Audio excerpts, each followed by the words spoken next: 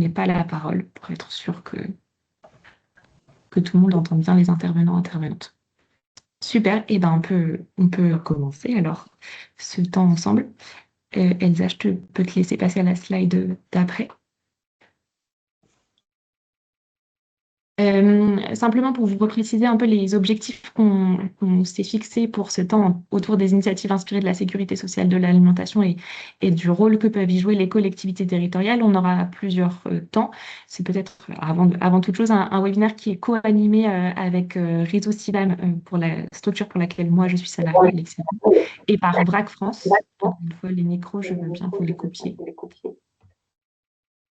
Par du coup Réseau CIVAM et VRAC France. Et les objectifs là sur sur cette heure et demie pendant laquelle on est ensemble, c'est de repréciser et de représenter ce qu'est le projet de sécurité sociale de l'alimentation, qu'on appelle fréquemment SSA, de pouvoir aussi présenter les initiatives qui s'en inspirent, et certains d'entre vous en ont sûrement entendu parler et sont là aussi pour mieux comprendre ce que sont ces initiatives inspirées de la SSA.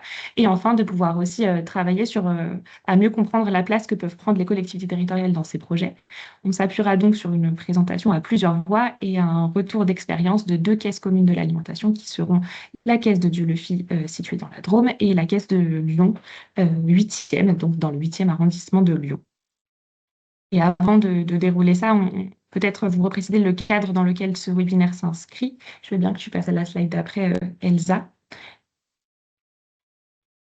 Voilà, simplement pour vous préciser que ce webinaire se déroule dans le cadre d'un projet co-animé par VRAC et Réseau CIVAM en lien avec des initiatives inspirées de la sécurité sociale de l'alimentation. Donc, la présentation qu'on vous fait aujourd'hui, elle a été co-construite avec des initiatives locales et des caisses communes de l'alimentation que vous voyez sur la carte à droite, qui sont du coup des initiatives inspirées de la sécurité sociale de l'alimentation situées en zone rurale, en zone urbaine, qui sont assez diversifiées tant sur leur forme que sur les territoires qu'elles couvrent. Et l'objectif derrière ce projet-là, c'était de pouvoir faire du lien entre ces initiatives inspirées de la SSA, mais aussi de valoriser ce que sont les caisses communes de l'alimentation, qui sont parfois un objet un peu nébuleux, et de pouvoir le valoriser à l'extérieur et auprès d'acteurs qui travaillent sur l'alimentation et qui souhaiteraient en savoir plus sur comment fonctionnent ces initiatives-là, notamment auprès des collectivités territoriales, qui sont nombreuses aujourd'hui autour de la table, à la fois élus et agents. Et du coup, simplement pour vous présenter rapidement l'ordre du jour qui suit, on va commencer par une brève présentation du projet de sécurité sociale de l'alimentation pour que vous ayez toutes et tous les principes et les piliers fondateurs de ce projet. On présentera aussi rapidement les initiatives qui s'en inspirent et la diversité des formes qu'elles peuvent prendre en faisant une focale sur les caisses communes de l'alimentation. Et on fera un petit retour aussi sur la place qu'occupent les collectivités dans ces projets-là. Ensuite, on aura une présentation du coup de la caisse de Dieulefit, puis de la caisse de Lyon 8e, et on prendra une demi-heure pour échanger à la fin de ce webinaire. Et simplement, la slide d'après, je vous présentais rapidement les personnes qui interviennent aujourd'hui dans ce webinaire. Je veux bien que tu passes à la slide d'après, Elsa, s'il te plaît. Du coup, moi, je ne me suis pas présentée, mais je m'appelle Alexia Gros, je suis salariée à Réseau CIVAM Réseau CIVAM, qui est un organisme de production agricole sur les questions d'accès à l'alimentation. Je serai accompagnée par Elsa Duparé et Laurana Vincent, qui sont salariées à VRAC France, avec qui on co-anime ce webinaire. Et du côté des caisses, on aura la présence de Raphaël Angino, qui est salarié de l'association qui porte la caisse de Dieulefit, et Camille Perrin, qui est conseillère municipale à Dieulefit. Et pour la caisse de Lyon, on aura Léa Thévenot, qui est aussi salariée de l'association qui porte la caisse, et Sarah Mulberger, j'espère que je me prononce pas mal le nom, qui est chargée de mission du PAT de la métropole de Lyon. J'en ai fini pour cette introduction et je vous laisse la parole, Laurana et Elsa, pour la présentation du projet de sécurité sociale de l'alimentation. Merci beaucoup, Alexia, et bonjour à toutes et tous. Alors, la sécurité sociale de l'alimentation, c'est un projet qui est porté depuis quelques années par un collectif d'organisations à la fois nationales et locales. C'est un projet qui est inspiré du régime général tel qu'il a été mis en place après la Seconde Guerre mondiale, donc de 1946 à 1967. Et à ce moment-là, c'est un système qui était basé sur la cotisation et non en impôts. Et c'est ce système qui a permis de reconstruire et de construire notre système de santé tel qu'on connaît, qui a été mis en place à la sortie de la guerre et dont on s'inspire aujourd'hui. L'objectif de la sécurité sociale de l'alimentation, c'est de garantir un droit à l'alimentation pour toutes et tous, mais aussi d'organiser démocratiquement le système alimentaire, donc de réfléchir à comment est-ce que les citoyens et les citoyennes, les mangeurs et les mangeuses peuvent aussi avoir leur mot à dire sur l'alimentation qui est produite, le fonctionnement du système alimentaire, etc., et pas être juste consommateur, consommatrice des produits en fin de chaîne. Le principe de la sécurité sociale de l'alimentation, ce serait de pouvoir permettre à tous les citoyens et citoyennes, y compris les enfants, de recevoir chaque mois une somme de 150 € qui permettrait d'acheter des produits qui sont conventionnés. Et je vais expliquer un petit peu après comment est-ce qu'on imagine le conventionnement. C'est aussi un projet de lutte contre la précarité alimentaire dans le contexte qu'on connaît, où il y a une hausse constante à la fois du nombre de personnes vivant sous le seuil de pauvreté et du coup de fait du nombre de personnes ne pouvant pas avoir accès à une alimentation choisie. Et puis dans le même objectif, il y a aussi un enjeu de transformation des filières agricoles et alimentaires en se disant on va laisser le choix aux personnes de décider de l'alimentation qu'elles souhaitent voir advenir. Ça permet aussi de se dire quel type d'agriculture on souhaite aujourd'hui privilégier en laissant la parole aux personnes concernées. Donc la sécurité sociale de l'alimentation, elle repose sur 3 piliers. Le premier pilier, c'est la cotisation, c'est-à-dire qu'on est sur un prélèvement direct sur la valeur ajoutée et non pas un impôt, comme je disais tout à l'heure. Et c'est une différence qui est très importante parce que ça veut dire que c'est un budget, si on parle de cotisation, qui est géré directement par les caisses, par les citoyens et les citoyennes, et non pas par l'État, qui ne transite pas même par les caisses de l'État et qui du coup permet aux citoyens d'être souverains des choix alimentaires. Et c'est là qu'il y a quand même une grosse différence. Donc on parle de cotisation suivant ses moyens évidemment. Ensuite, autre pilier, pardon, il y a le conventionnement. Par conventionnement, on entend la possibilité, le choix pour les citoyens des produits qu'on va pouvoir acheter. Donc, ce serait des caisses ce sont d'ailleurs même aujourd'hui des groupements d'habitants et d'habitantes qui décident ensemble des produits qu'ils veulent acheter et qui peuvent être achetés avec cette somme qui est fléchée de 150 € dans le projet de la sécurité sociale de l'alimentation, en ayant les moyens de comprendre en fait comment est-ce que fonctionne le système alimentaire. Donc on va beaucoup parler, et agricole, on va beaucoup parler de connaissance de cause, et les 2 initiatives qui présenteront leur projet expliqueront justement comment est-ce que les projets comment est-ce que sont conventionnés les produits. Des produits qui sont conventionnés dans une caisse locale ne sont pas forcément les produits qui sont conventionnés dans une autre caisse locale, parce qu'à chaque fois c'est fait à l'échelle du territoire par les personnes qui font partie du projet. Et le dernier pilier, c'est l'universalité dans la sécurité sociale de l'alimentation. Par universalité, on entend en fait c'est une politique qui est accessible, un projet qui rend accessible ces 150 € à tous les mangeurs et toutes les mangeuses, de la même manière que quand on va chez le médecin aujourd'hui, les frais de santé sont pris en charge de la même manière, quels que soient les revenus des personnes. Ce sera exactement la même chose. Ça permet de sortir d'une politique qui est uniquement pensée pour les personnes les plus précaires, qui est stigmatisante, de considérer aussi l'alimentation comme un bien commun au même titre que la santé, et de l'extraire des lois du marché. Voilà, donc ça c'était pour vous présenter les 3 piliers. Et ensuite, ma collègue Lorana, elle va vous présenter les initiatives qui sont inspirées de la sécurité sociale de l'alimentation aujourd'hui. Bonjour à tous et tous. Donc effectivement, pour tester, pour expérimenter les principes fondateurs de la sécurité sociale de l'alimentation à l'échelle locale, et donc les 3 piliers que vient de dérouler Elsa, que sont l'universalité, la cotisation et le conventionnement démocratique. Mais il y a ce que nous, on appelle une biodiversité des expérimentations. On a certaines expérimentations qui sont plutôt des expérimentations type épicerie, groupement d'achat, marché ouvert. Et ce qui est intéressant, c'est que vous allez voir dans la présentation de Diolfi qu'il y a eu des évolutions, et que l'expérimentation au départ de Diolfi n'est pas celle qui existe aujourd'hui. Donc, il y a un large spectre. Nous, on va s'attacher aujourd'hui à vous présenter davantage ce qu'on appelle, nous, les caisses locales de l'alimentation, appelées parfois les caisses communes de l'alimentation. Toutes ces expérimentations inspirées, elles permettent aux citoyens et aux citoyennes de reprendre le pouvoir sur son alimentation en se saisissant des enjeux alimentaires, donc avec cette fameuse construction d'une connaissance de cause commune, puis ensuite en sanctuarisant un budget alimentaire qui pourra être utilisé sur des produits qui ont été conventionnés démocratiquement. Donc, ce qu'on aime à dire que c'est une biodiversité des expérimentations. Il n'y a pas de modèle de caisse. Il y a une multitude d'expérimentations dans notre réseau, en tout cas dans le réseau des caisses qui sont affiliées au collectif national pour une SSA. Donc, il y a une grosse variété. Il y a que ce soit en termes de nombre de personnes concernées. Il y a des expérimentations qui concernent 30 participants, participantes, jusqu'à 400, aujourd'hui plus de 400. Il y a la question du territoire. Je voyais dans le chat qu'il y a un intérêt particulier pour le territoire rural. Là, vous allez avoir 2 expérimentations, une en ville et une à la campagne et en ruralité, mais évidemment, il y a aussi une vraie diversité et il y a aussi des expérimentations qui mixent les deux, comme en Gironde, voilà, avec du très urbain, quartier prioritaire, quartier politique de la ville et ruralité. Il y a aussi une diversité en termes de montant de cotisation. Il y a aussi des expérimentations où il n'y a pas de cotisation et c'est un choix.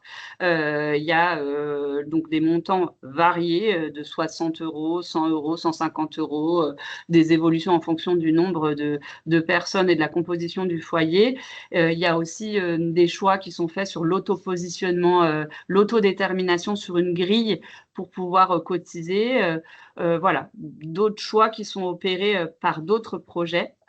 Donc, il y a une vraie variété à cet endroit-là, puisque par définition, ça c'est élaboré de manière démocratique. Donc, toutes les expérimentations ne vont pas au même endroit et ça, c'est fort heureux et riche. Il y a des modalités de prise de décision aussi qui varient selon les projets. Ce sont les citoyens, les citoyennes qui décident comment on décide. Donc, est-ce que c'est du consentement, du consensus, du vote? Il y a également le type de conventionnement. Il y a par magasin, est-ce qu'on conventionne des magasins, des lieux, ou est-ce qu'on conventionne par produit? Et selon les expérimentations, des choix différents ont été faits. Et enfin, le fameux outil de transfert monétaire pour pouvoir utiliser ce montant qui est alloué chaque mois. Est-ce que, voilà, il y a différents outils numériques selon les experts. Et il y a des liens qui peuvent être faits avec les monnaies locales ou pas. Et puis, il y a certaines expérimentations où il n'y a pas d'outil numérique, où c'est une version papier. Donc ça aussi, ce sont des choix et ce sont des choix qui sont politiques et qui sont décidés ensemble. Voilà, donc du constat de cette diversité sont nés aussi un double enjeu, différents enjeux. Le partage de retour d'expérience des caisses locales existantes était ce webinaire est aussi le fruit du partage du travail qu'on a fait avec l'intercaisse et de pouvoir essaimer ce retour d'expérience auprès de l'ensemble des acteurs et des actrices que vous composez aujourd'hui et notamment les acteurs des collectivités locales et territoriales et en apportant aussi notre pierre à l'édifice en défendant donc du coup cette biodiversité des expérimentations et des caisses, mais également en réaffirmant les fondamentaux communs. Et donc, lors de ce travail des rencontres intercaisses et de différents travaux qu'on a produits grâce à des outils d'éducation populaire, on a commencé à rédiger un manifeste des caisses. Quand je dis on, c'est majoritairement les caisses et les citoyens des caisses. Et donc, ce manifeste, il nous semblait important à vous partager parce que finalement, sur ces 3 piliers qu'on vous a présentés, c'est finalement le volet démocratique et le conventionnement sur lequel les expérimentations sont allées les plus loin. Et c'est vraiment cette dimension-là qu'on souhaiterait vous transmettre, à laquelle on tient très fort collectivement, dans la mesure où la question de l'universalité, elle se heurte toujours à la question du fait que tant que ce n'est pas une cotisation sociale nationale, on ne pourra pas étendre l'universalité de manière complètement exhaustive. Voilà, dans les projets, il y a une vocation à l'universalité, mais évidemment que tous les administrés d'un territoire ne sont pas concernés. Et donc, la question de la cotisation, elle est aussi, on se heurte au fait que pour l'instant, on n'a pas la main pour puiser dans les cotisations sociales et patronales. Donc, il y a une forme d'autodétermination et de cotisation volontaire, mais on n'est pas sur le même système qu'on souhaiterait voir advenir dans le cadre de l'avènement d'une sécurité sociale nationale de l'alimentation. En revanche, l'expérimentation démocratique, on a testé des choses différentes et il nous semble que c'est la dimension la plus pertinente et qui pourrait être réappropriable dans le cadre d'une sécurité sociale nationale. Et donc, ce manifeste, il met l'accent là-dessus. Voilà, et il permet de porter à la fois cette visée, ce projet politique commun qui est celui de la sécurité sociale de l'alimentation, et en affirmant le besoin d'un cheminement collectif des citoyens et des citoyennes. Et du coup, ça nécessite du temps long et c'est indiqué dans le manifeste et des moyens dédiés. Sans moyens et sans temps long, ben, l'appropriation démocratique, elle n'est pas réelle, elle est dévoyée. Souvent, la tentation, quand on est aux manettes d'une collectivité, c'est de pouvoir rapidement offrir un service à ses citoyens. Et on a tendance à vouloir aller un peu vite sur la dimension opérationnelle. Or, ce temps long, il est absolument structurant parce que pour pouvoir reprendre la main sur son alimentation, il faut avoir accès à une connaissance de cause, une compréhension des systèmes alimentaires. Et ça nécessite également de savoir faire groupe, de pouvoir aussi prendre des décisions en commun. Et donc déjà, se familiariser avec ce que c'est de prendre des décisions en commun. Et donc ça, c'est véritablement des espaces démocratiques qui doivent se construire sur du long terme et avec des moyens dédiés, avec des personnes aussi formées. Ce qui est aussi revendiqué dans le manifeste, c'est des espaces d'expérimentation de pratiques de démocratie directe. Et ça, c'est assez précieux. Et voilà, quand on est en soutien de politique publique locale, ben, c'est un très bel objet. Voilà. Et ce n'est pas de la démocratie participative, c'est de la démocratie directe. Et donc, elles sont évidemment fondées sur le pouvoir d'agir à la fois individuel, mais aussi collectif. Donc, c'est aussi pour nous des vecteurs assez puissants de transformation sociale et sociétale, d'où le fait de ne pas faire l'impasse sur cette dimension-là. Et puis, ça permet finalement, par l'échange, la connaissance, l'apprentissage en commun, ça permet aux citoyens engagés dans ces projets de créer un langage commun et qui permettent véritablement la construction d'une vision et d'une connaissance de cause commune au-delà des dissensus et des différences qui peuvent exister entre les citoyens et citoyennes. On voit que la société se polarise beaucoup. Ces espaces démocratiques-là, elles permettent aussi de lutter contre la polarisation des idées et c'est ce qui est fortement mis en avant dans le manifeste qui est en cours de finalisation, mais dont certains principes voilà, sont affichés ici. Je vais laisser la parole à Alexia pour la suite. Oui, merci Elsa et Lorana. Moi, je vais simplement faire une petite focale technique sur justement la place que peuvent occuper ou qu'occupent les collectivités territoriales dans les projets de caisse commune de l'alimentation. Simplement pour vous dire, je pense que vous n'y êtes pas complètement indifférents, mais il y a une forte médiatisation ces derniers mois, ces dernières années sur la sécurité sociale de l'alimentation et des initiatives qui s'en inspirent. Et de plus en plus d'acteurs, si c'était une dynamique plutôt associative et citoyenne qui s'est lancée, de plus en plus d'acteurs publics, d'acteurs institutionnels qui se positionnent sur ces enjeux autour de la SSA. Je vous ai mis quelques extraits, mais c'est le cas notamment pour les CCAS, les centres communaux d'action sociale, qui travaillent parfois avec des caisses communes de l'alimentation. Du coup, on a un positionnement de plus en plus d'acteurs publics, dont les collectivités territoriales. Et dans la perspective aussi des municipales 2026, ça nous semblait important de refaire ce temps avec vous de présentation de ce que sont les caisses et quel rôle les collectivités peuvent y jouer. Donc nous, on se réjouit fruit en fait aussi de ce positionnement et de cet élargissement des acteurs qui peuvent s'intéresser à la SSA et qui l'apportent, parce que ça montre aussi en fait que les objectifs qui sont poursuivis par les caisses communes de l'alimentation, c'est des objectifs qui sont partagés, et du coup ça nous semble assez porteur, et c'est aussi permettre un changement d'échelle en sortant d'un portage uniquement par le secteur associatif pour aller vers un portage beaucoup plus large. Peut-être pour faire une focale un peu technique sur les collaborations qui peuvent exister entre les collectivités locales et les initiatives de caisse. Je veux bien, Elsa, que tu passes à la slide d'après. On a travaillé avec les différentes caisses communes de l'alimentation sur le lien qu'elles entretiennent avec les collectivités locales. C'est une photo, c'est-à-dire qu'il existe autant de liens avec les collectivités territoriales qu'il existe de fonctionnement de caisses communes de l'alimentation. Là, on vous a mis des retours d'expérience, une compilation de retours d'expérience des différentes caisses, mais ça ne veut pas dire que toutes travaillent avec les collectivités territoriales. Il y a des territoires où les collectivités territoriales ne sont absolument pas en lien avec les caisses communes, soit pour des raisons politiques, c'est-à-dire que les collectivités ne portent pas nécessairement la thématique alimentation ou ne partagent pas les objectifs politiques des initiatives inspirées de la SSA. Il y a aussi des revendications de la part des caisses communes qui ont aussi une volonté d'indépendance des pouvoirs publics. C'est vraiment des choix politiques qui sont faits de la part des collectivités, mais aussi de la part des caisses communes. Mais pour les endroits où il y a de la collaboration, ça nous semblait important de pouvoir montrer comment les caisses communes participent à l'action publique autour de l'alimentation, et réciproquement comment les collectivités peuvent appuyer ces initiatives de caisses communes inspirées de la sécurité sociale de l'alimentation. Donc, on vous a remis les éléments. Les caisses communes, elles participent à différents enjeux qui peuvent relever de la compétence des collectivités territoriales.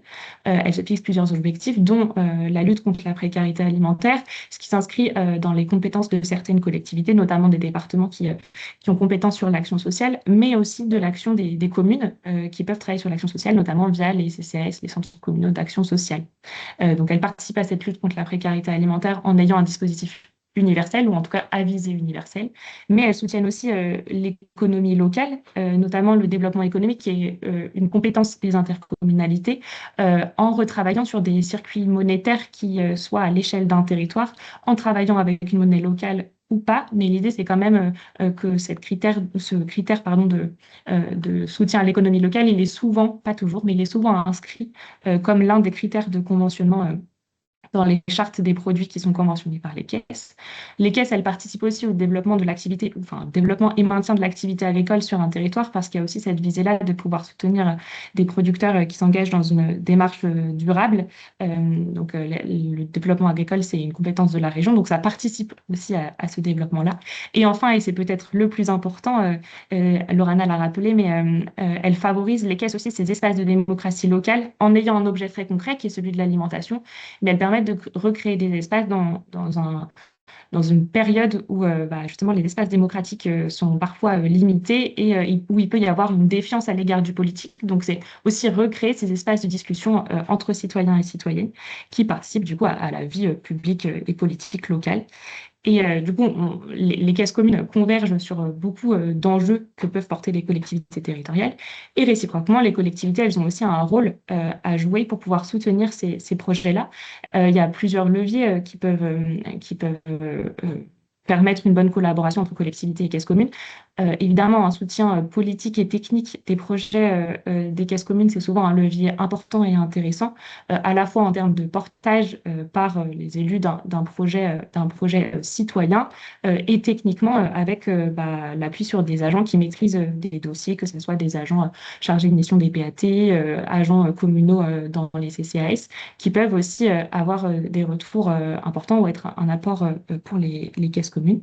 Les collectivités, elles peuvent aussi, au vu de leur vision de l'écosystème autour de l'alimentation, favoriser le lien entre les caisses communes et les autres acteurs de manière plus large autour de l'alimentation, à la fois en faisant du lien avec les autres services de la collectivité qui travaillent de près ou de loin sur les questions d'alimentation, et plus globalement le tissu agroalimentaire, le tissu agricole, le tissu alimentaire du territoire.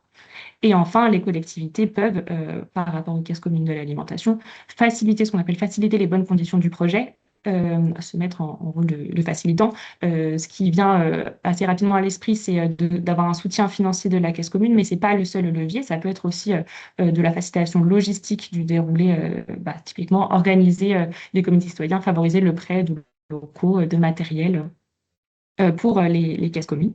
Donc on sent aussi qu'il y a un peu un fonctionnement de gagnant-gagnant parce que les caisses communes apportent à la collectivité en agissant vers des objectifs qui sont souvent largement partagés par les collectivités et inversement, les collectivités peuvent être des facilitants de la mise en œuvre du projet.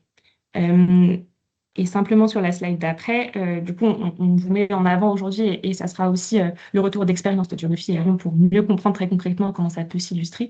Il peut y avoir des très bonnes synergies entre collectivités locales et caisses communes de l'alimentation, mais c'est pas forcément une synergie qui se fait naturellement. C'est un travail qui se construit ensemble avec les collectivités territoriales et avec les caisses, parce que en fait, ça reste des projets assez novateurs, assez innovants et qui a besoin que les collectivités territoriales comprennent bien les enjeux qui se jouent autour des caisses et inversement que les caisses comprennent le fonctionnement des collectivités territoriales pour éviter d'avoir un dialogue qui soit complètement fermé ou de compromettre certains piliers essentiels des initiatives inspirées de la SSA. On a remis 3 conditions qui ont été discutées avec les caisses communes de l'alimentation. La première, c'était de mieux se connaître pour mieux se comprendre. En effet, là, on vous le présente, mais les initiatives inspirées de la SSA, c'est pas toujours évident de bien les comprendre, bien comprendre leurs enjeux. Et ça demande parfois une formation, ou en tout cas de pouvoir bien comprendre les enjeux qu'elles portent, à la fois l'ensemble des enjeux liés à l'alimentation, mais aussi les enjeux propres liés au fonctionnement de la sécurité sociale, par exemple. Et ça peut du coup aussi être quelque chose à travailler avec des élus et des agents pour qu'il y ait une bonne compréhension du projet. Ça peut être aussi pour les collectivités d'aller se rendre sur place in situ, d'aller observer ce qui se passe au sein des comités citoyens pour bien comprendre la teneur des échanges et ce qui se vit aussi au-delà de ce qui s'est dit, ce qui se vit dans les comités citoyens. Ça demande donc un temps d'appropriation mutuelle de ces enjeux-là.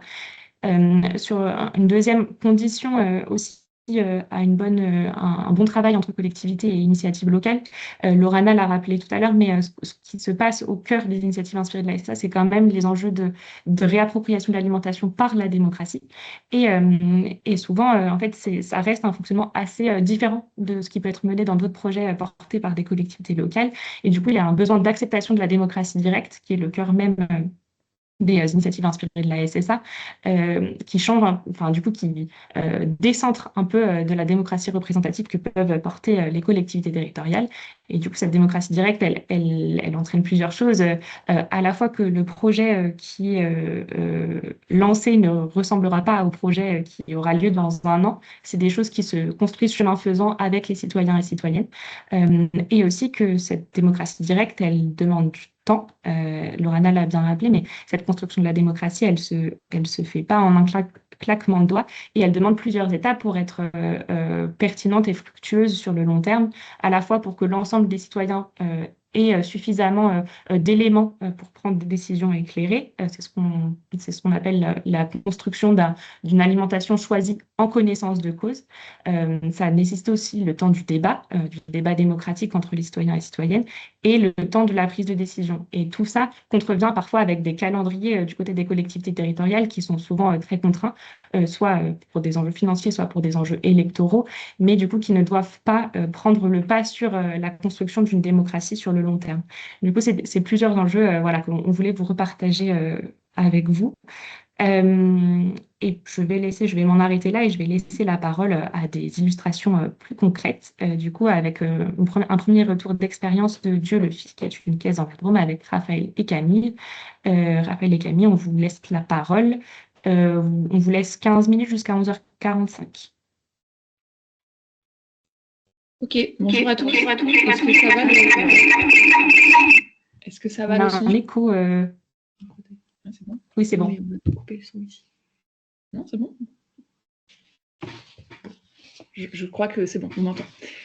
Donc, moi, je vais vous présenter très rapidement, parce qu'on va essayer de tenir dans les 15 minutes pour tenir le temps, la caisse qu'on a montée à Diolfi, et ensuite Camille, qui est conseillère municipale, vous présentera un peu les liens avec les collectivités. Donc, voilà, je vous ai juste posé un petit peu le cadre ici avec déjà où se situe Diolfi en France, hein, c'est pas forcément connu, et c'est très rural, voilà, comme vous pouvez le voir, et c'est très beau aussi, comme vous pouvez le voir. Mais voilà, ça pose un peu donc on est sur une communauté de communes avec un habitat assez dispersé et un territoire moyenne montagne. Voilà, pour passer les... Ouais, ok, merci. Donc rapidement, aujourd'hui, on va parler de notre caisse Alim, qui est donc une caisse qui est basée sur une cotisation mensuelle avec aujourd'hui environ 130 foyers adhérents, qui a été lancée en février cette année. Mais l'initiative existe depuis 2021, puisqu'on a eu une première phase avec une première caisse basée sur 3 prix qui voilà, ont permis déjà de faire parler de la SSA sur le territoire à travers 3 points de vente et une caisse commune entre 3 points de vente et une mutualisation avec 3 prix. Donc cette phase a pris fin en 2024 pour passer à cette phase 2 qui était un peu l'objectif de l'initiative. Mais voilà, donc c'est pour situer un petit peu l'ancienneté du projet. On peut passer du coup. En 2024, pendant environ 1 an, un conseil de l'alimentation a donc défini les modalités de la nouvelle caisse, de la phase 2. Donc un groupe de 22 habitants avec des critères socio-économiques pour constituer ce groupe, pour avoir un peu de diversité et aussi géographique, de représenter un peu la diversité des habitants de notre territoire, avec un parcours de 4 mois de formation et 6 mois d'élaboration des modalités de la caisse, donc sur le conventionnement, la cotisation, etc. Voilà.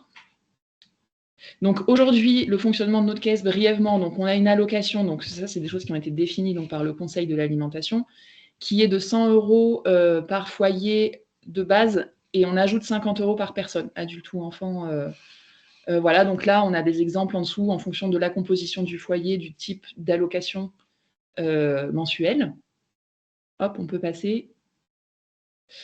Donc, on évalue les ressources du foyer. Donc, nous, on a décidé, donc, pour la cotisation, d'évaluer les ressources sur la base du revenu fiscal de référence, auquel on applique des modulateurs. Donc, le revenu fiscal de référence, on a trouvé que c'était ce qui prenait le plus en compte, enfin, ce qui était le plus juste pour évaluer dans ce qui existe comme indicateur pour évaluer les ressources du foyer, mais il manque quand même des choses. Et notamment, on a appliqué un certain nombre de modulateurs sur la base de ce revenu fiscal, comme si on est propriétaire, si on est locataire, si on a de l'épargne, si on a encore un crédit, enfin voilà, ce genre de choses qui peuvent impacter fortement les ressources du foyer. Et on a aussi notre propre système de calcul du nombre de parts de la composition du foyer pour voilà, essayer d'avoir une évaluation la plus juste possible des ressources de chacun de nos cotisants et cotisantes.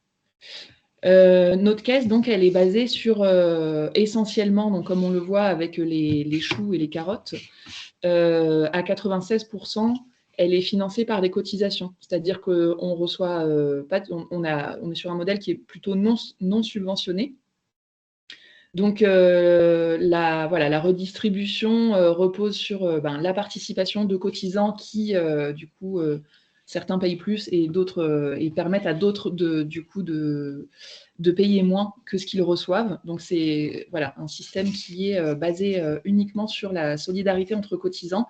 Alors, on voit qu'il y a quand même une petite... en fait, on est ouvert à ce qu'il y ait des financements de collectivités ou de tout ce qui relève de l'action sociale. Ça semble juste, mais en fait, l'idée, c'est aussi d'expérimenter une forme de résilience par rapport aux subventions. Et voilà, donc c'est une des spécificités de notre expérimentation, d'essayer d'être le moins dépendant possible des subventions pour le financement de la caisse. Donc, on a une grille de cotisation avec 14 seuils de cotisation, avec, voilà, comment on évalue le quotient... non, c'est bien, on peut passer. Et du coup, ça implique, alors voilà, le tirage au sort, pardon, on peut revenir, ouais, juste pour préciser, ça implique que du coup, le nombre de personnes qui rentrent, qui a une liste d'attente, en fait, pour pouvoir accueillir les personnes qui cotisent moins que leur allocation dans la caisse, et qui dépendent du fait que certains cotisent plus. Donc, ça implique d'avoir une liste d'attente et un tirage au sort. Cela dit, on s'en sort assez bien parce que la liste d'attente est assez réduite et il y a un roulement qui se fait assez bien pour équilibrer la caisse. Voilà. très rapidement, c'est notre outil de paiement, donc c'est une appli. Et on voit là des petites, juste un exemple de signalétique, ce qui implique que dans les points de vente, on a des produits qui sont conventionnés et d'autres non, parce qu'on a des points de vente qui... tous les produits ne sont pas conventionnés. On ne conventionne pas des points de vente, mais des produits. Donc, dans certains points de vente, on a des produits conventionnés, d'autres non, ce qui implique de mettre en place une signalétique sur place et de faire un panier conventionné quand on passe à la caisse et un panier non conventionné si on achète des produits non conventionnés. Voilà, c'est juste pour donner un peu concrètement à quoi ça peut ressembler. Alors, c'est pas en 6 mois. Là, il y a une erreur sur cette image. Là, depuis le mois de mars, on est donc à 126 foyers cotisants. Ça représente environ 250 personnes. Et on a une trentaine de producteurs et productrices qui sont conventionnés par la caisse sur des stands de vente directe sur des marchés et aussi des magasins. Alors là, on vient d'en faire rentrer un nouveau magasin de producteurs. Donc, on est à 5 magasins qui sont ouverts toute l'année, épicerie, magasin de producteurs, il y a une boulangerie aussi, et des points de vente en vente directe. Voilà. Ça, on peut passer les 2 slides où il y a l'historique. Voilà. On reviendra dessus s'il y a besoin dans les temps de questions. Mais du coup, je vais laisser la parole à Camille pour le lien avec les collectivités.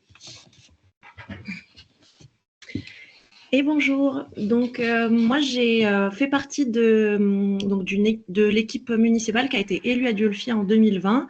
Donc comme dans beaucoup de communes rurales, je pense que c'est toujours des équipes citoyennes, mais nous on avait vraiment un focus sur transition écologique et démocratie participative. Donc voilà, ça a été dit dans le chat, mais Dieulefit c'est 3000 habitants et en fait c'est une commune rurale qui est quand même assez spécifique parce qu'il y a plus de 120 associations, il y a une très forte vie, une très forte animation. C'est un village qui a été historiquement résistant, qui est innovant. Il y a plein de projets d'habitat, il y a des projets d'habitat participatif, de hameaux légers, d'accueil de personnes exilées, de tiers-lieux. Il y a beaucoup de projets qui sont soutenus qui sont financés grâce à de l'épargne citoyenne. Donc voilà, c'est aussi un territoire où les choses sont possibles et qui attire des gens parce qu'ils ont envie avec cet esprit de un autre monde est possible. La communauté de communes, donc il y a 21 communes, on est à peu près à 10 000 habitants. Et il y a déjà aussi une sensibilisation au bio de la part des agriculteurs qui est important.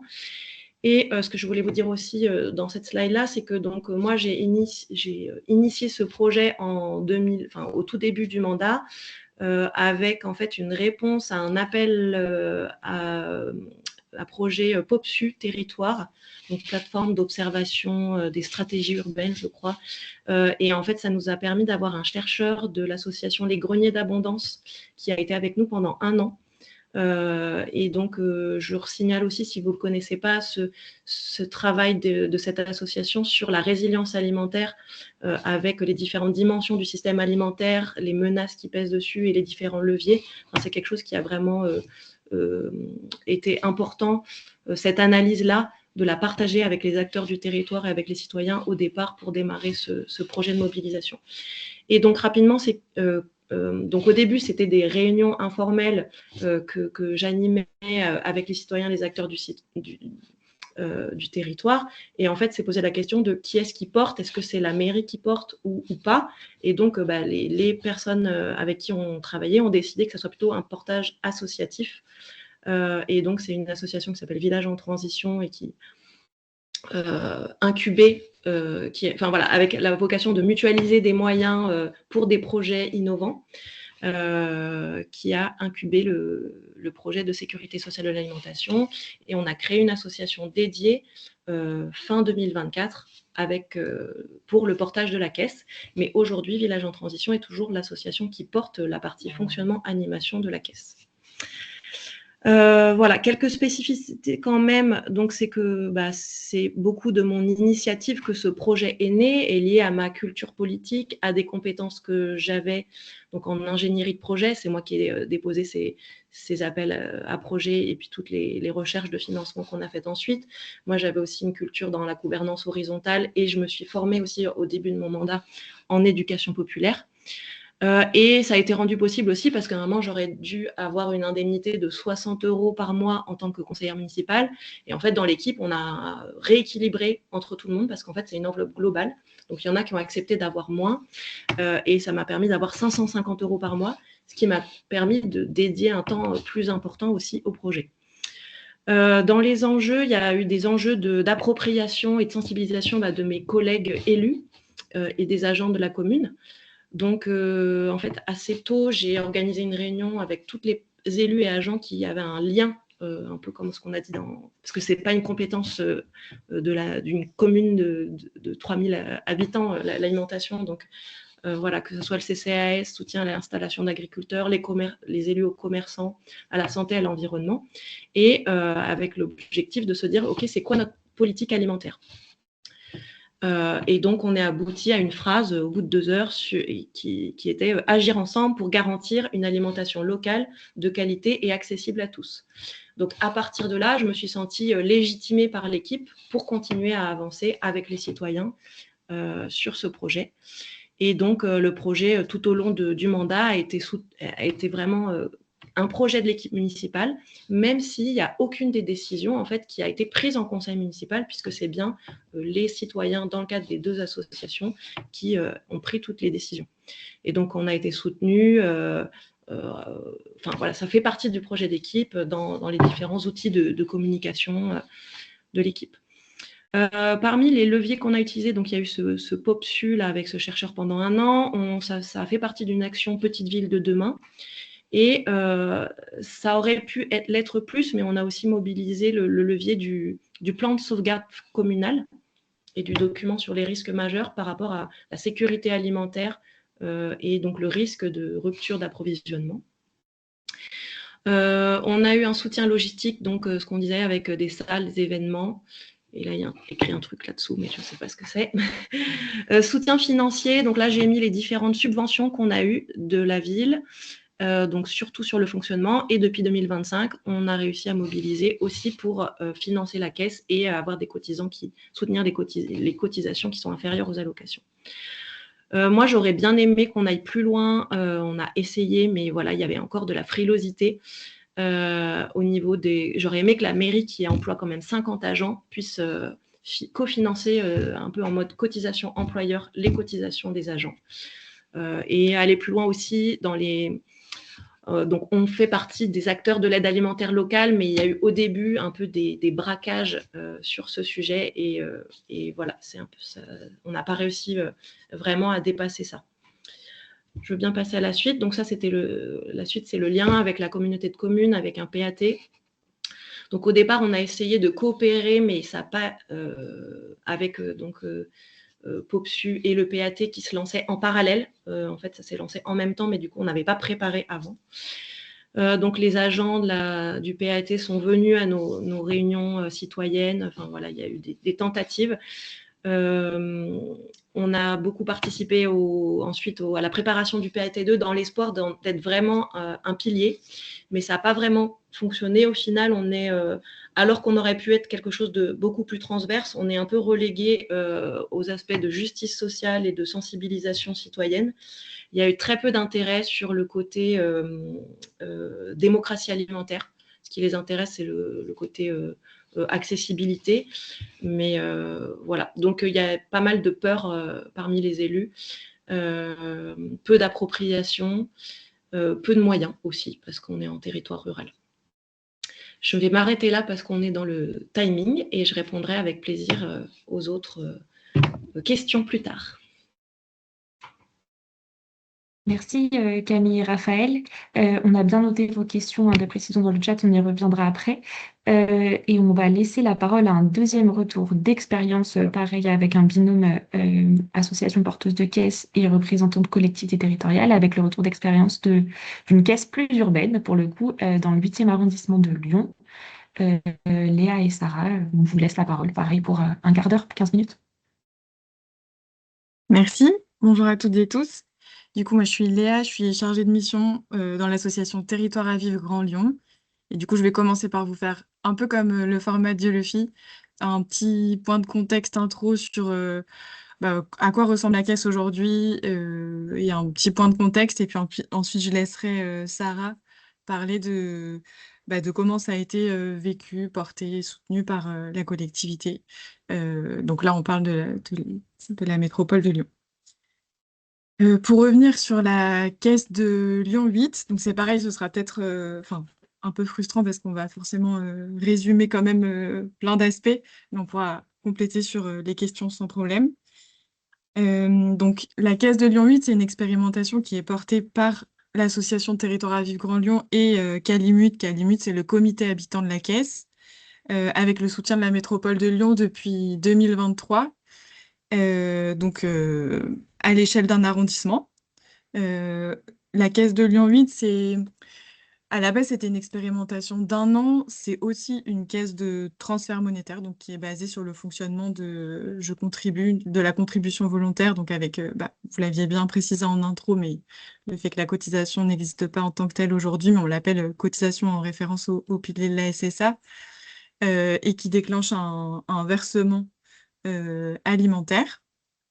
Là, on voit, donc sur le schéma, ça résume pas mal le fonctionnement qui a été décidé par les membres de la caisse, par Calim8.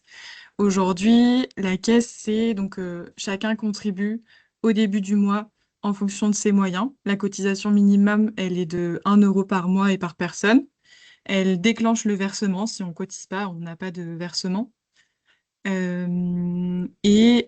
Chaque personne fixe sa cotisation en s'appuyant sur une échelle de... Alors non, c'est basé sur le revenu, ça a été un long travail et en fait, ça l'est toujours. Parce que la grille, la grille indicative pour que les personnes puissent se repérer pour savoir combien cotiser, elle est encore en évolution, en réflexion. Enfin, ça n'arrête pas d'être réfléchi à partir du moment où elle est présentée. C'est aussi le fait d'être dans une expérimentation.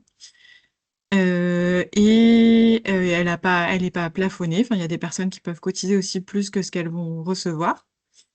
Et chaque personne ensuite reçoit entre 150 pour une personne et jusqu'à 450 euros en fonction de la composition du foyer. Et ce montant, il est à dépenser donc dans le mois. Aujourd'hui, on a à peu près 24 lieux qui sont conventionnés, qui vont du producteur et du maraîcher sur le marché à des commerces type Biocoop, des épiceries locales. Donc voilà, ensuite, je crois que sur la slide suivante, il y a voilà, une petite cartographie de ce à quoi ressemble la répartition du conventionnement aujourd'hui des lieux conventionnés. Donc là, pour le coup, la caisse de Lyon 8, c'est un conventionnement plutôt soit en direct des producteurs, soit de lieux. Et qui passe aussi par une application et par un type de monnaie numérique, même si c'est pas vraiment une monnaie, c'est des paiements numériques. Donc aujourd'hui, la caisse de l'alimentation, c'est 138 foyers. Donc on estime que ça représente à peu près 350 personnes qui participent au projet. Et on a, dans ces 138 foyers, on a des foyers qui sont orientés directement par les maisons de la métropole, donc par des assistantes sociales. Enfin, j'y fais référence aussi parce que ça fait écho au partenariat avec les CCAS, Maisons de la Métropole, dans ce cadre-là, dans les liens avec la collectivité, mais Sarah pourra y revenir un peu plus après. Et donc, comme c'était très bien présenté en introduction, le cœur du projet, c'est la démocratie alimentaire. Et du coup, c'est Calimut, dans notre cas, qui a suivi. Donc, Calimut, ça fait depuis février 2024 que le comité existe en tant que tel et s'est nommé petit à petit. C'était une trentaine de personnes. Aujourd'hui, c'est presque une quarantaine d'habitants du 8e. Pareil, avec des profils très différents. On avait dès le début un enjeu une volonté d'intégrer au moins 50% de personnes qui vivent des situations de précarité, mais après avoir un échantillon le plus raisonné possible et s'appuyer sur la représentativité du 8e, même si on n'est pas représentatif aujourd'hui. Et donc, le comité habitant a suivi un parcours d'apprentissage à partir de février et en fait qui continue, hein, parce que même si la caisse est en fonctionnement, le parcours d'apprentissage, il s'arrête pas. On continue de réfléchir, de s'approprier les connaissances ensemble. Mais du coup, donc, il y a eu tout ce parcours d'apprentissage qu'on voit. On voit des exemples en photo là sur la slide qui a permis de démarrer les cotisations et versements en octobre 2024. Donc aujourd'hui, ça fait un peu plus d'un an que la caisse fonctionne. Que la caisse fonctionne au sens de que la caisse a démarré les cotisations versements, mais en fait, ça fait presque 2 ans que le comité existe et ça fait bien plus longtemps qu'il y a des réflexions avec le collectif d'acteurs et avec les collectivités, etc., sur ce sujet-là. Et donc, on est dans une phase de, maintenant que ça fait un an, on a la chance de pouvoir continuer encore un an et de réfléchir à quelle sera la forme par la suite de cette expérimentation, enfin, de cette caisse de l'alimentation. Donc, j'avais remis un peu la chronologie, aussi pour montrer dans la dimension temps long que ce projet, il émerge pas comme ça en 2023, mais qu'il y a eu tout un processus depuis 2020 avec la construction de territoires à vivre, qui je ne l'ai pas dit d'ailleurs, mais c'est un collectif de structures, autant de l'action sociale que du monde agricole, donc de ces structures.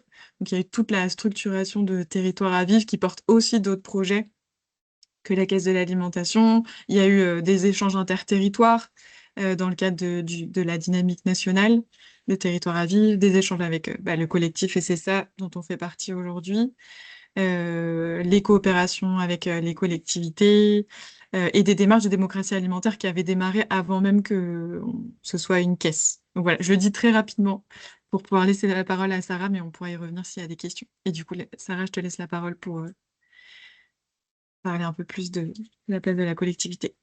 Merci. Donc Sarah Mühlberger, je suis en charge du projet alimentaire territorial à la métropole de Lyon. 2 mots sur la métropole. Donc, 58 communes et 1 400 000 habitants. On a encore un territoire agricole, malgré le fait qu'on ait une très grande ville, donc avec 10 000 hectares agricoles et une forte volonté de les préserver. Et en termes de collectivité, on a fusionné la communauté urbaine et le département depuis 2015. Donc, comme toutes les autres collectivités, l'alimentation n'est pas une compétence en soi, et c'est un autre sujet de plaidoyer, mais on peut actionner les compétences de la communauté urbaine, du DEVECO, etc., dont on a parlé en intro, mais aussi les compétences du département sur le foncier, l'agriculture, la restoco des collèges et le social, et ça a toute son importance dans ce projet-là. Depuis 2020, on a un exécutif écologiste, donc il y a une feuille de route ambitieuse autour de la transition écologique et sociale. Et sur ce mandat, on avait un élu dédié aux questions agricoles et alimentaires, ce qui a permis un portage politique fort et des moyens consacrés à cette thématique plus qu'auparavant. Concernant l'implication de la collectivité, du coup, le projet de caisse qui était un peu à la croisée donc, de la dynamique associative avec toute la structuration de territoires à vivre sur un territoire lyonnais qui a aussi une forte dynamique associative globalement. Et puis, une envie de nos élus qui avaient aussi échangé entre élus nationaux, entre élus locaux à l'échelle nationale plutôt, sur ces questions-là. Et du coup, le projet de caisse porté par Territoire à vivre, c'est venu comme un projet qui répondait à plusieurs politiques publiques, notamment donc, le projet alimentaire territorial côté services agriculture alimentation, et nous on est plutôt dans une direction qui porte tous les sujets autour de la transition écologique. Dans notre PAT, comme pas mal de PAT, on a à la fois, en termes de diagnostic, on avait une question de quelle autonomie alimentaire, puisque on a une faible autonomie alimentaire sur notre territoire, et c'est pas parce qu'on produit peu, c'est parce qu'on exporte tout ce qu'on produit, on importe tout ce qu'on mange. Donc il y avait un enjeu de relocalisation d'un certain nombre de circuits, de développement des filières biologiques, la structuration de filières de proximité avec des transformateurs également. Et puis sur notre territoire, un fort enjeu de précarité, puisqu'au début de PAT, les diagnostics montraient qu'un tiers des habitants estimaient ne pas avoir les moyens de s'alimenter correctement et 15% d'entre eux ne pas manger à leur faim, ce qui fait sur notre territoire quasiment 200 000 personnes qui sont en situation d'insécurité alimentaire. Donc le PAT, c'est à la fois, je vois bien qu'on reste sur la diapo précédente, pardon. Donc des enjeux d'accessibilité de toutes et tous à une alimentation choisie. Et le projet de caisse y répond, mais aussi un projet de caisse qu'on peut voir du côté de la production et de la transformation comme un soutien aux acteurs économiques locaux, et puis la dimension éducation populaire, transition, démocratie alimentaire. Et puis, ça s'inscrivait aussi bien dans le cadre du PAT parce que, comme quels sont les leviers pour faire changer les choses du point de vue systémique sur l'alimentation, le fait de démarrer par des expérimentations de projets très opérationnels, c'était aussi une volonté du PAT. Et c'est à la croisée avec un autre grand projet de la métropole, qui est le projet métropolitain des solidarités, puisqu'en tant que département, on a l'action sociale. Et donc, on a inscrit le projet de caisse aussi dans le projet des solidarités, donc notamment avec tout ce qui s'appelle chez nous les maisons de la métropole, mais qui sont toutes les assistantes sociales et conseillères en économie sociale et familiale qui travaillent au service des habitants sur le territoire. On peut passer à la suivante. En termes de mobilisation de la collectivité, on est aux côtés de Territoire à vivre sur plusieurs dimensions. Donc, on a apporté un appui financier avec une subvention de la part de la métropole, notamment autour du démarrage du fonds de caisse, puisque la caisse n'est pas à l'équilibre et la sociologie de nos territoires fait que, en tout cas sur le 8e, elle ne sera pas à court terme. Parce qu'on parle d'un arrondissement, mais le 8e arrondissement, c'est 85 000 habitants, 16% de taux de pauvreté, 15% de chômage. Donc, c'est un quartier, un territoire dense et voilà, avec ses spécificités. Donc, une subvention qui notamment permettait d'alimenter le fonds de caisse dans une logique d'amorçage, puisqu'au départ, Territoire à vivre arrivait à trouver des ressources pour financer l'ingénierie, mais il y a un certain nombre d'appels à projets qui ne veulent pas financer ni les denrées, ni les fonds de caisse. Donc, on s'est dit qu'on serait plus utile sur cette partie-là. Et puis, réfléchir avec eux sur des questions d'ingénierie financière pour essayer d'aller chercher d'autres financeurs nationaux en faisant des candidatures communes, associations, collectivités. Un appui politique, on en a parlé, avec la dimension plaidoyer, communication par nos élus, et puis une mobilisation technique qu'on a essayé de travailler en mobilisant plusieurs directions de la métropole. Donc à la fois de mon côté service agriculture alimentation, où on participe au comité technique. On a aussi travaillé avec les services sociaux et notamment essayer de voir comment cette expérimentation apportait une modalité d'intervention hyper différente par rapport au travail social classique. Et du coup, on a travaillé pour que les travailleuses sociales de la métropole puissent orienter des personnes qu'elles accueillent dans le projet de caisse. Et puis, on a aussi mobilisé les ressources de la collectivité sur l'appui à l'évaluation en allant chercher le service prospective et dialogue public de la métropole qui pilote l'évaluation, qui a une dimension importante du fait que c'est une expérimentation, qu'on a tous envie de pouvoir dire ce que ça produit, ce que ça produit pas dans une logique d'expérimentation, et puis un appui matériel plutôt côté Ville de Lyon, avec notamment pour permettre la facilitation des réunions dans le 8e arrondissement. Et sur la dernière diapo, oui, pour la collectivité, c'est un projet assez atypique à plusieurs égards. D'une part parce qu'il est piloté par un collectif d'associations qui est devenu une association, mais il est très fortement soutenu par la collectivité. Donc c'était un enjeu de trouver cet équilibre-là. On a plein de projets qui sont portés par des partenaires et qu'on soutient, mais on est plus en retrait, d'autres qu'on fait en interne. Et là, c'était vraiment une frontière entre une collaboration et un partenariat. Un projet, et comme vous l'avez bien dit en introduction, où la démocratie est vraiment un pilier du projet. Donc, c'est facile à dire de laisser le vrai rôle décisionnel aux citoyens. Dans les faits, il faut aller jusqu'au bout de cette démarche. Et c'est pas forcément habituel quand on soutient fort un projet, de dire on laisse les clés au comité citoyen et on attend de voir ce qu'ils produisent et on suit le mouvement. Donc, c'était à tenir cette posture dans la durée. Le fait que c'était une expérimentation aussi et que la collectivité s'engage fortement dans un projet sans en connaître les contours à l'avance, qu'il a fallu répéter à nos collègues tout au long du projet, et puis la mobilisation interdirection avec différents services mobilisés dans une collectivité ou comme dans d'autres, mais peut-être encore plus dans une collectivité aussi grande que la nôtre, où on travaille quand même souvent en silo, et donc essayer d'arriver à décloisonner tout ça. Donc, alors là, j'insiste sur les sources de tension parce que c'est la question qui m'était posée, mais donc il y a eu des questions sur voilà, le positionnement politique et technique, la nécessité de faire confiance et à la fois d'être en appui, mais de ne pas être dans tous les espaces de discussion et de décision pour que les décisions puissent être prises de manière atypique, d'accompagner aussi nos collègues qui ne sont pas forcément dans cette culture professionnelle de l'expérimentation pour changer un peu de regard.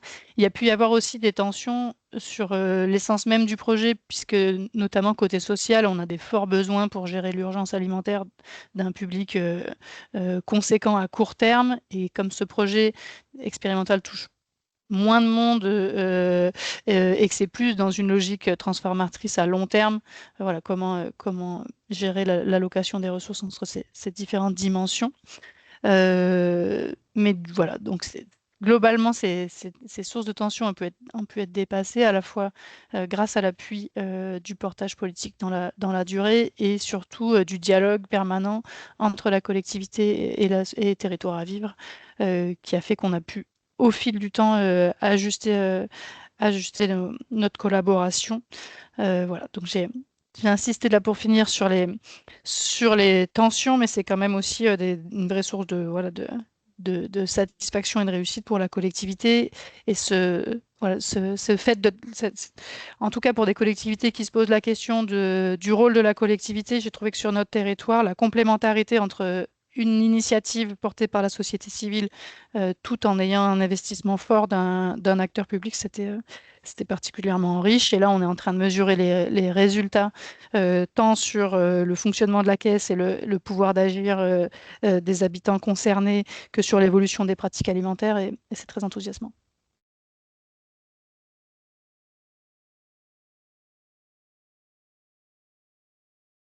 Merci beaucoup à toutes les quatre, du coup. Merci pour cette présentation. Simplement, je laisserai après la parole à Elsa pour l'animation, mais pour rebondir sur quelques questions plutôt macro, avant de revenir sur des questions qui vous concernent directement du Le Fil et Lyon. On avait quelques questions dans le chat sur comment retrouver l'ensemble de ces informations et comment faire lien entre caisses communes de l'alimentation. Je voulais juste rebondir sur un message qui était posé dans le chat par Mathilde de l'initiative de Cadmet, qui est notre initiative de caisse, sur lequel on n'a pas beaucoup insisté sur le rôle des collectivités territoriales. Au-delà du rôle très technique, les collectivités territoriales, elles jouent aussi un rôle de caisse de résonance du projet politique de SSA, qui nous semble aussi particulièrement important, que ce soit auprès de leurs homologues dans d'autres collectivités territoriales. Sarah en parlait tout à l'heure avec les élus de la métropole, mais du coup, c'est aussi des acteurs intéressants. Enfin, pour nous, c'est vraiment des acteurs clés sur le portage politique de cette proposition-là. Ça me semble important de le redire. Et peut-être pour reparler du coup des différents espaces d'échange qui existent entre ces différentes caisses, on vous l'a remis dans le chat, mais les caisses avec lesquelles on a travaillé sur ce projet-là, c'est des caisses qui font partie prenante du collectif pour une sécurité sociale de l'alimentation, qui est un collectif national qui rassemble des organisations comme Réseau CIVAM ou VRAC, qui sont des organisations nationales, et des dynamiques locales, comme Dieu le Fil et Lyon. Et c'est aussi dans cet espace-là qu'on trouve ces espaces de dialogue entre initiatives avec des retours d'expérience, des échanges autour des problématiques que peuvent rencontrer les caisses. Sarah, je ne sais pas si tu voulais compléter là-dessus. Oui, il y a aussi un réseau de côté collectivité pour échanger sur les questions qu'on peut se poser en tant que collectivité, aussi avec des questions juridiques, etc.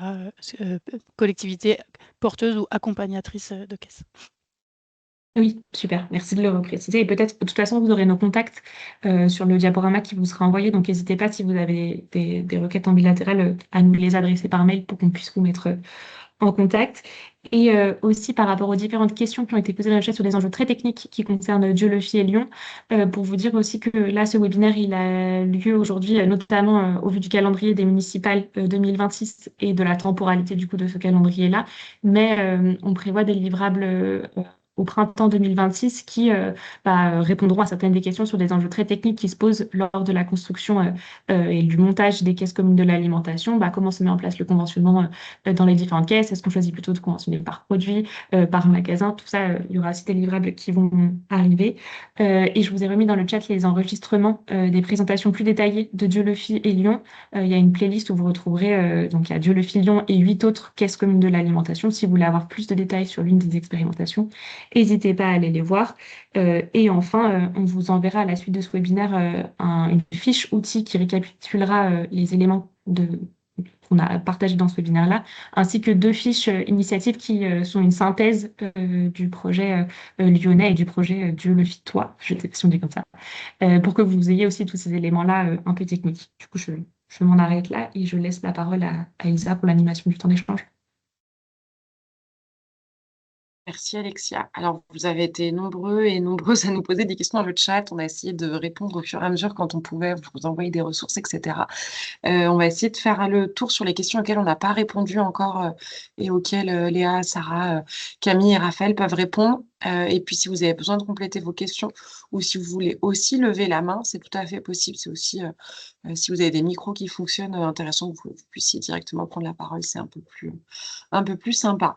Juste, je commence par une question, je ne sais pas qui était la personne qui l'avait posée, parce que je ne l'ai pas sous les yeux, mais qui était adressée à Camille et Raphaël de Dieulefit. Comment est-ce que les membres du comité ont été choisis? Et ça pourrait être aussi intéressant d'avoir votre réponse à Lyon. On parle de critères socio-économiques, donc si vous pouvez juste revenir pour le contexte. Merci. Oui, ça doit... Je suis dedans, ça doit... Tu me complètes? Oui, alors on a fait des appels à volontaires en fait. Bon, c'était peut-être pas la question sur comment est-ce qu'on a mobilisé, mais du coup on a mobilisé dans notre base de contact, on a fait de l'affichage, on a fait de la presse, enfin voilà, un peu des circuits classiques pour aller chercher des gens qui étaient en dehors de déjà nos sympathisants. Déjà on avait cette volonté-là, et après du coup on avait des critères, donc on avait 7 critères, donc le genre, l'âge, la répartition des villages sur le territoire, les types de foyers, les types de foyers en fonction de famille monoparentale, famille nombreuse, célibataire avec enfants, sans enfants, etc. activités, métiers. On voulait des agriculteurs dans le... Ah, on ne nous entend pas?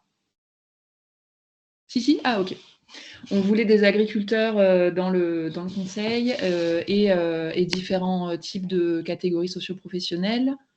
Les revenus aussi, donc la question du revenu. Et qu'est-ce que j'oublie? L'ancienneté sur le territoire, parce qu'on est du coup un territoire rural où cette question de anciens, néo-ruraux peut être parfois clivante. Donc, on a fait attention à ça. Et voilà, je crois que j'ai fait le tour des critères. Et donc, pour être transparent sur le processus, on avait prévu un tirage au sort sur la base de ces critères parmi les volontaires. Et en fait, on n'a eu pas suffisamment de volontaires pour faire ce tirage au sort. Donc, du coup, on a pris toutes les personnes qui étaient volontaires. Et le seul critère les 2 critères qui n'étaient pas remplis, c'était l'âge, parce qu'il y avait moins de jeunes que ce qu'on aurait aimé. Et en même temps, c'est représentatif du territoire. Et le revenu, il y avait moins de personnes en précarité, sans surprise, que ce qu'on avait visé. Voilà.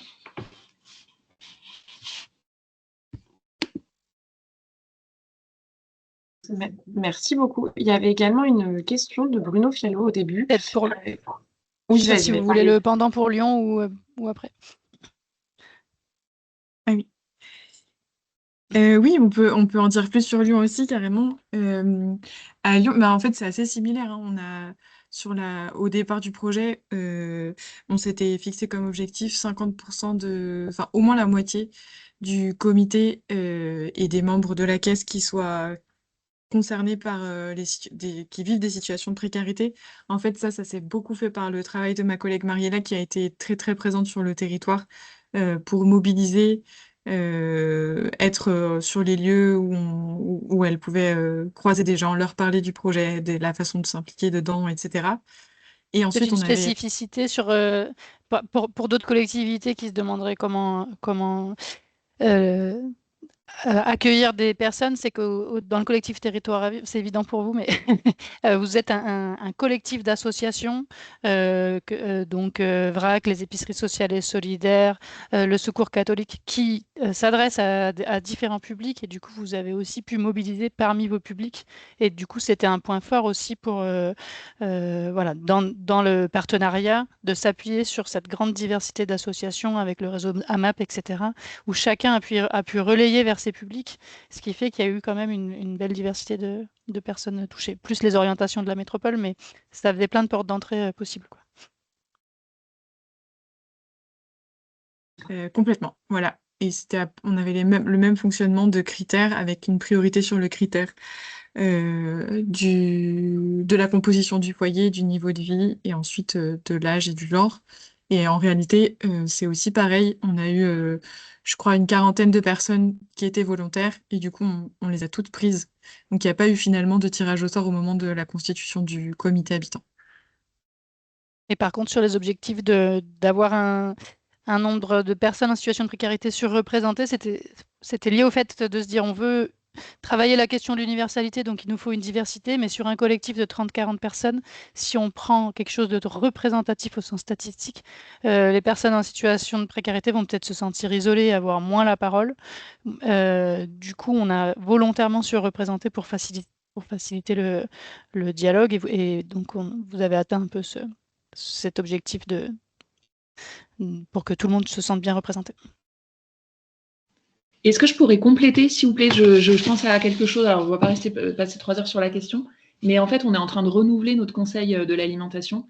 Et aujourd'hui, notre caisse, elle existe. C'est-à-dire au début, on a lancé un conseil pour mobiliser et créer la caisse, mais maintenant qu'elle existe et qu'on renouvelle le conseil, on fait du tirage au sort parmi les cotisants. Voilà. C'est aussi une modalité qui est intéressante pour aller chercher des profils plus éloignés que ceux qui sont volontaires, quoi. Voilà. Merci beaucoup pour vos réponses. Alors, avant de continuer, de poursuivre, il y avait une question de Bruno Fiallo qui posait la question de l'articulation si j'ai bien compris la question, quand il y a plusieurs expérimentations inspirées de la SSA sur un PAT. Alors, ce n'est pas le cas sur Diolfi ni sur la Caline 8, sur la métropole de Lyon. Du coup, là, on ne peut pas avoir le témoignage. Par contre, peut-être s'il y a des personnes qui sont dans le même cas de figure sur leur territoire et que vous voulez faire une réponse dans le chat, c'est tout à fait possible et ça peut être très intéressant. Ensuite, il y avait une question sur le conventionnement producteur ou produit. Qu'est-ce que ça veut dire? Qu'est-ce que ça implique? Comment est-ce que ça se passe?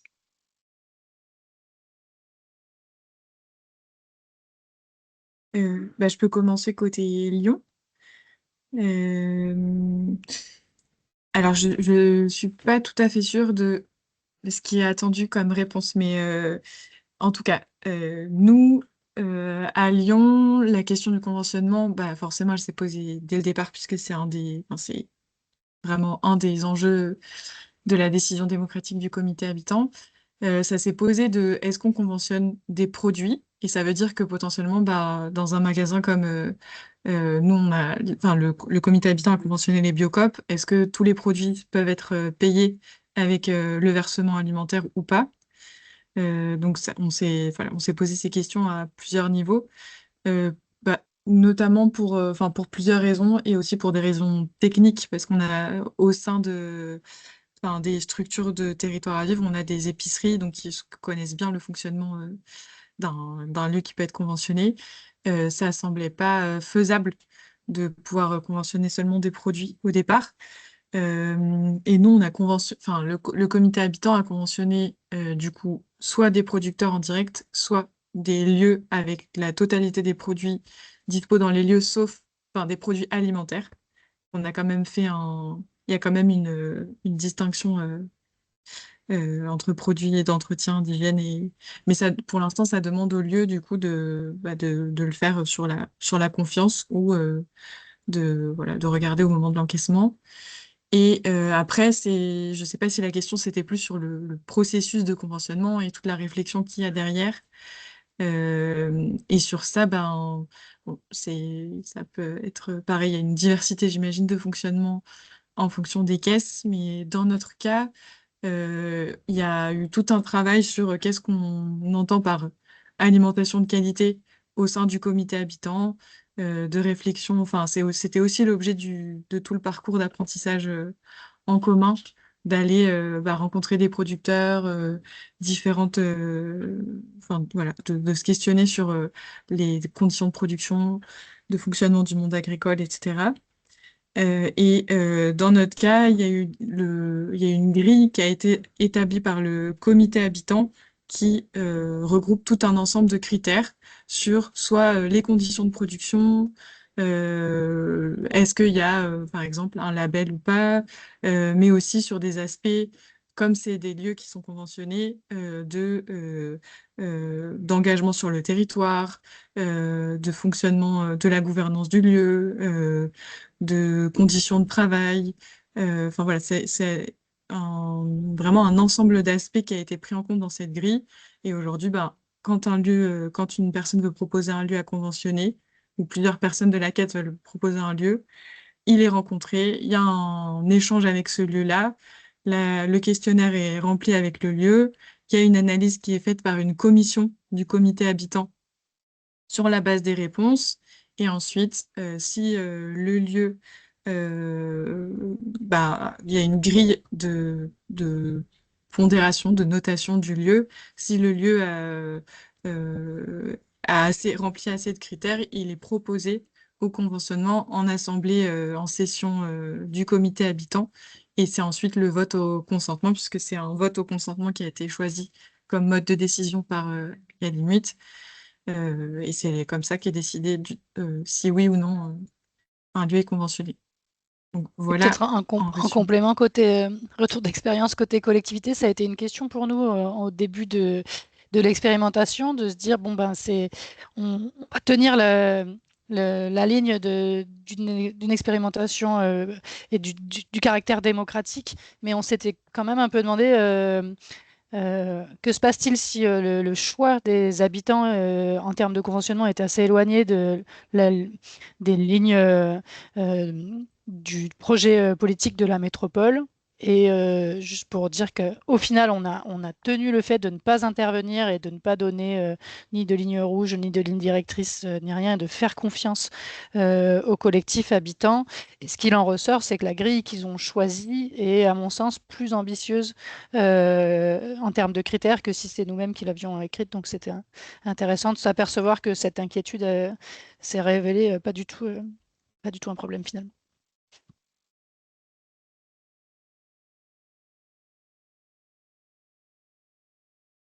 Merci pour vos réponses.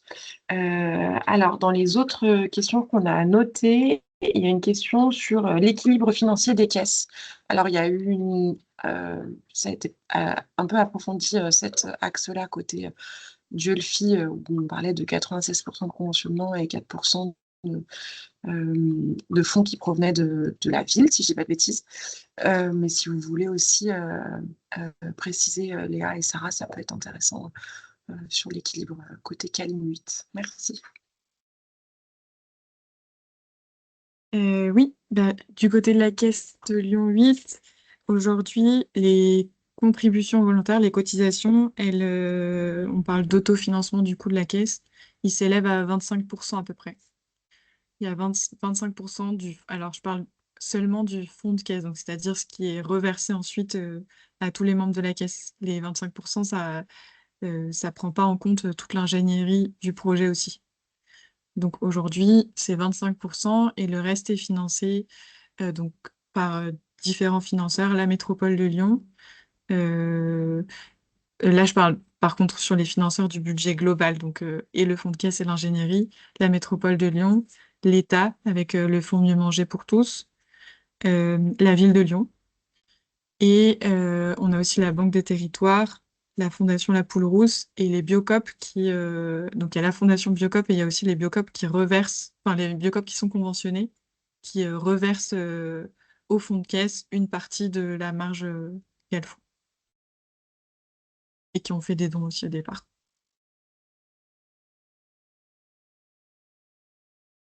Merci beaucoup. Et une autre question sur la barrière du numérique. Comment est-ce que vous êtes passé? Alors ça peut être intéressant sur vos 2 projets. Comment est-ce que vous l'avez dépassée? Est-ce qu'elle est dépassée?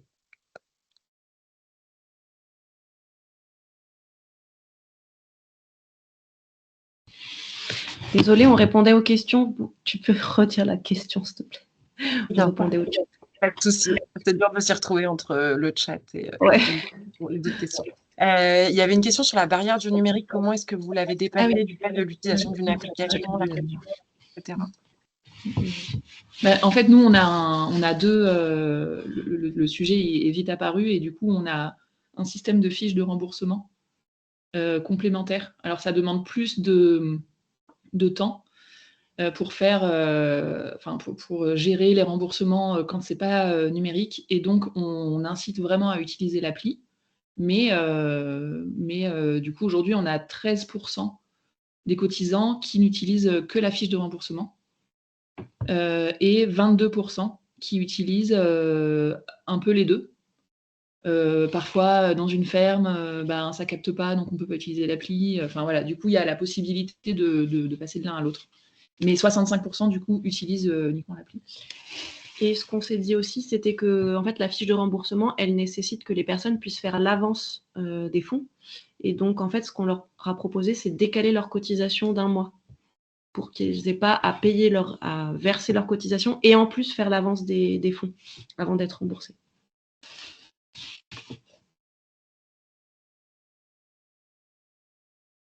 Et du coup, pour compléter côté Lyon, ça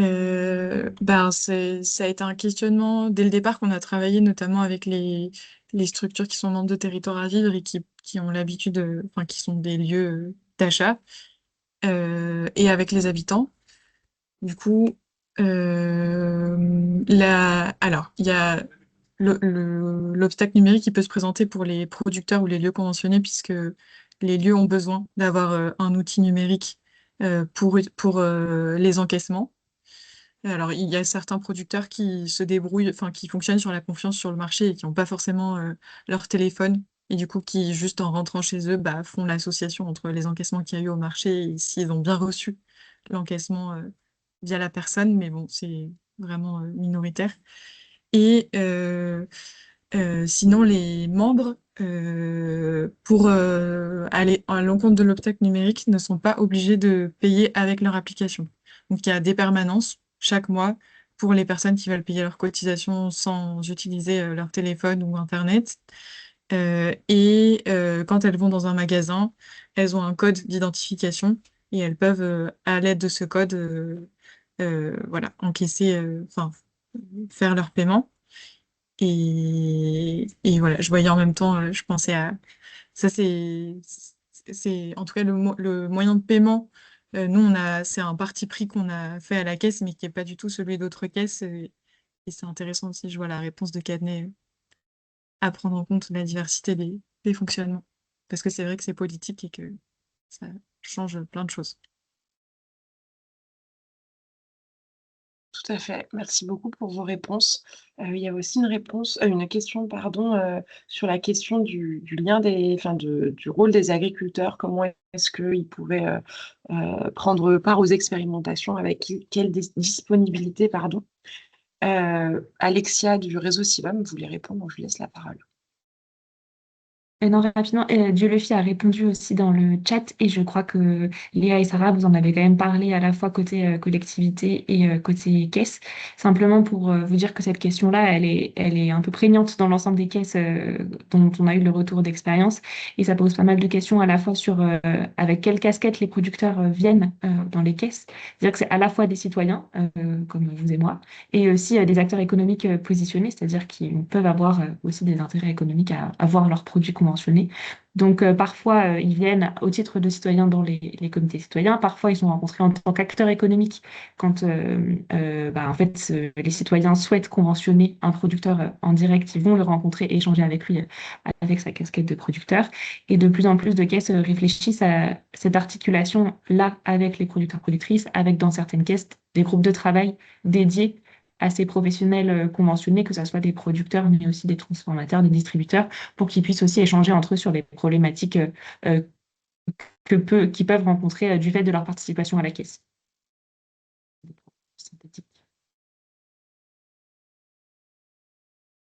Merci beaucoup. Et alors, il y avait une question aussi, mais plus par rapport à votre retour d'expérience qui peut être intéressant à Diolfi et à Lyon. C'est une question qu'on a eue tout au début de comment est-ce qu'on peut mobiliser un CCAS quand c'est difficile, que c'est difficile de dépasser l'image uniquement sociale de la SSA. Comment est-ce que pour vous, c'est des difficultés, des freins qui sont apparus sur vos deux territoires et quel type d'arguments vous avez, d'actions vous avez mis en place pour dépasser ce frein-là?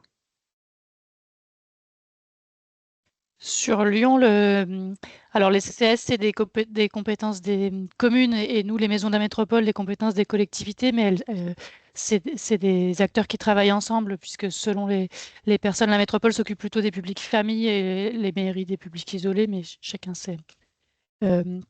Je ne sais pas s'il faut pas, enfin, je pense qu'il faut quand même mobiliser la dimension sociale puisque c'est leur vocation et c'est cette dimension qui leur parle dans ces expérimentations. Nous, ce qui a pu être, et elles se sont, je pense, aussi intéressées aux autres dimensions. Après, il y a il y a la question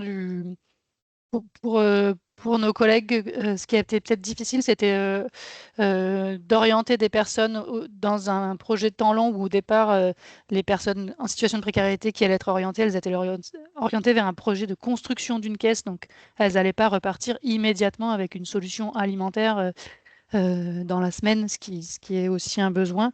Donc, on a organisé des réunions de présentation du projet avec les travailleuses sociales. Et maintenant, je pense que ce qui est intéressant, c'est d'avoir des retours vers ces collègues-là sur les résultats concrets et les témoignages des habitants concernés, des personnes qu'elles peuvent accompagner pour que eux-mêmes se fassent le relais de ce que ça change pour eux et sur leur alimentation. Mais on a aussi des témoignages qui sont assez forts sur le pouvoir d'agir, ou même parmi Calimut, des gens qui disent qu'ils ont retrouvé du travail ou des choses qui sont quand même assez puissantes et qui vont parler forcément aux travailleurs sociaux qui ont aussi cette vision large de l'accompagnement social.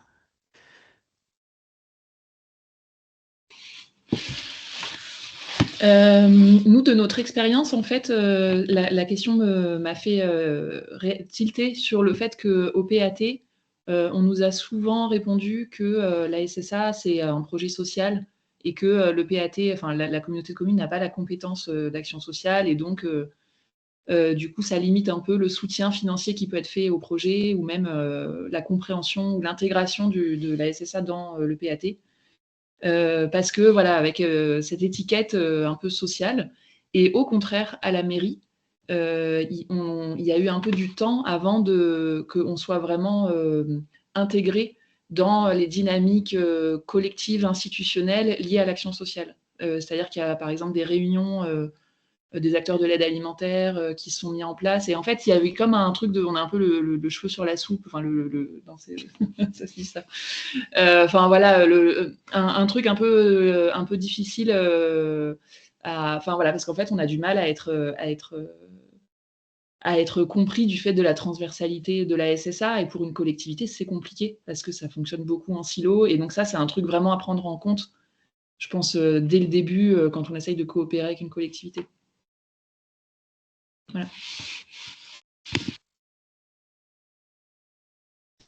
Merci pour vos réponses. On va prendre une dernière question et si on a bien suivi, normalement, on n'en a pas laissé de côté.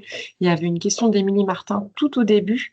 Alors, on a essayé, voilà, si on l'a bien compris, c'était comment canaliser les enjeux électoraux et politiques et quel retour d'expérience. Nous, ce qu'on en a compris, c'était comment est-ce qu'on pouvait avancer tout en étant contraint par des enjeux électoraux ou des délais électoraux, sans parler forcément d'enjeux, même si les deux vont ensemble. C'était tout au début. N'hésitez pas, Émilie Martin, à compléter votre question si ça vous semble pas clair ou si vous voulez ajouter des précisions. Et sinon, je laisse la parole à Camille et Sarah, peut-être, ouais, pour finir. Et puis ensuite, Alexia prendra la parole pour conclure le webinaire.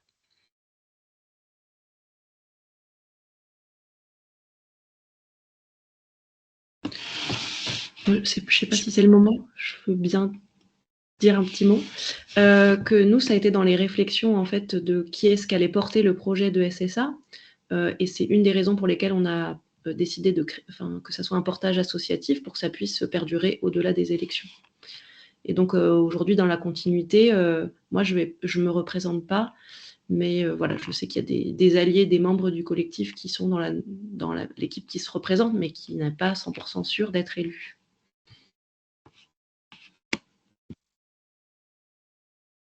Côté Lyon, je suis pas sûre d'avoir bien compris la question, mais en tout cas, c'est sûr que ça reste un projet qui a une dimension politique importante. Et d'ailleurs, je pense que ça fait partie, on l'a dit, ça fait partie du rôle des collectivités côté élu aussi de porter le plaidoyer à d'autres échelles qu'à l'échelle locale et de s'appuyer sur leurs expériences et leurs résultats locaux pour porter le plaidoyer.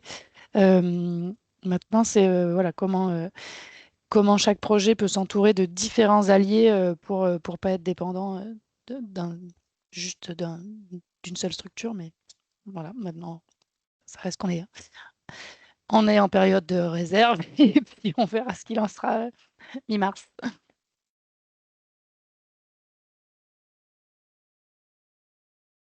Merci Sarah. Et ben, on arrive à la fin du temps. On voulait quand même vous parler. Merci à toutes les quatre pour vos présentations et la réponse aux questions, je pense, qui étaient très éclairantes.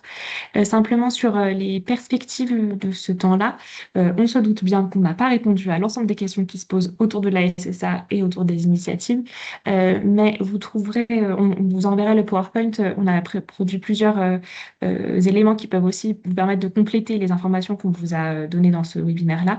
Il y a une fiche outil qui résume encore une fois les principaux éléments de ce webinaire et des retours d'expérience des caisses sur leur lien avec les collectivités. Hop, je vous mets le lien dans le chat, mais du coup, sur cette page internet, vous aurez à la fois la fiche outil. L'enregistrement du webinaire sera aussi disponible sur cette page-là. Et puis, vous signalez aussi que nos associations, Réseau Civam et VRAC, là, on parle du rôle des collectivités territoriales dans les projets inspirés de la SSA, mais plus globalement, on sait que pour beaucoup, les municipales 2026, il y a beaucoup d'enjeux autour de l'alimentation au-delà de la SSA et on porte du coup ensemble aussi un plaidoyer commun sur l'ensemble des actions que les collectivités peuvent faire pour agir sur un meilleur accès à l'alimentation. On vous renverra aussi les documents si ça vous intéresse sur un plan un peu plus large autour des questions d'accès à l'alimentation. Et on vous l'a déjà dit, mais on a une petite playlist des vidéos de présentation des différentes caisses que vous pourrez retrouver en ligne avant la publication des différents livrables de ce projet-là. Voilà, et on vous enverra aussi sur la slide d'après. Du coup, il y a nos différents contacts, peut-être si Elsa, tu veux les afficher. Du coup, à la fois côté Civam et côté VRAC et côté animateur, animatrice des caisses. N'hésitez pas à aller les prendre si vous souhaitez nous contacter. Et vous recevrez toutes les informations de toute façon de suite du webinaire par mail. Merci à toutes et à tous pour votre participation. On espère que ça vous a intéressé et que vous aurez appris des choses. Et à très bientôt. Merci beaucoup pour votre présence. Au revoir. Merci. Merci beaucoup. Au revoir. Au revoir. Merci beaucoup. Au revoir. Merci, au revoir. Au revoir et merci beaucoup.